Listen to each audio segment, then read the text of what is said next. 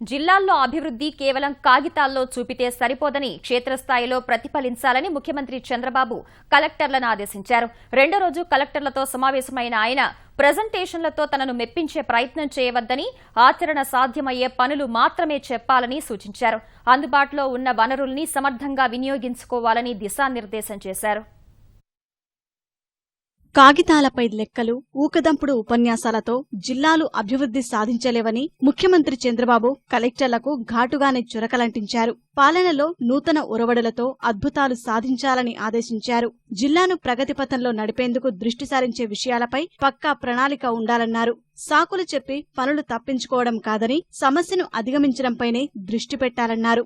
మంత్రులు, incharge మంత్రులపైన CM ఆగ్రహం వ్యక్తం చేశారు. ప్రతి జిల్లాకు సంబంధించిన ప్రగతి నివేదికలను ఆయన సమీక్షించారు. వృద్ధి రేటులో ఆఖరులో నిలిచిన శ్రీకాకుళం నుంచి మొదటి స్థానంలో నిలిచిన విశాఖ జిల్లా వరకు వనరుల వినియోగం, వాటి వృద్ధికి యంత్రాంగం చేపడుతున్న చర్యలను సీఎం తెలుసుకున్నారు.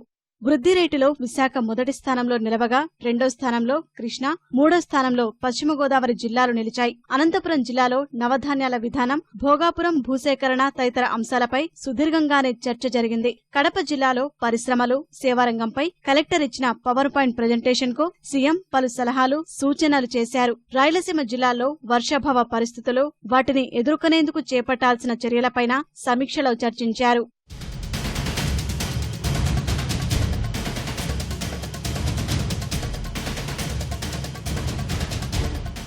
జిల్లాలోని అన్ని పెండింగ్ ప్రాజెక్టులపైన దృష్టి సారించాలని, ఎలాంటి నిర్లక్ష్యం తగదని ముఖ్యమంత్రి కలెక్టర్లకు సూచించారు.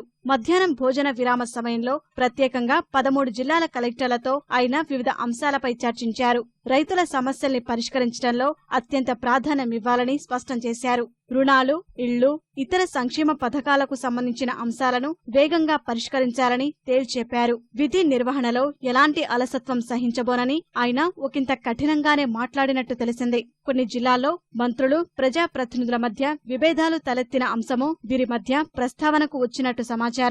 విద్యార్థులు వినూత్న ఆలోచనలకు నాంది పలకాలని, ఇందుకు విశ్వవిద్యాలయాలు వారిని ప్రోత్సహించాలని ముఖ్యమంత్రి పిలుపునిచ్చారు. ప్రతి శనివారం విద్యార్థులు స్వచ్ఛాంధ్రప్రదేశ్, చెట్ల పెంపకం, పరిరక్షణ, నీటి సంరక్షణ కార్యక్రమంలో పాల్గొనేలా చర్యలు చేపట్టాలని ఆయన ఆదేశించారు. వైద్యారోగ్య, విద్య, స్వచ్ఛాంధ్రప్రదేశ్, సాలిడ్ వేస్ట్ మేనేజ్మెంట్ అంశాలపై సుదీర్ఘంగా చర్చ జరిగింది.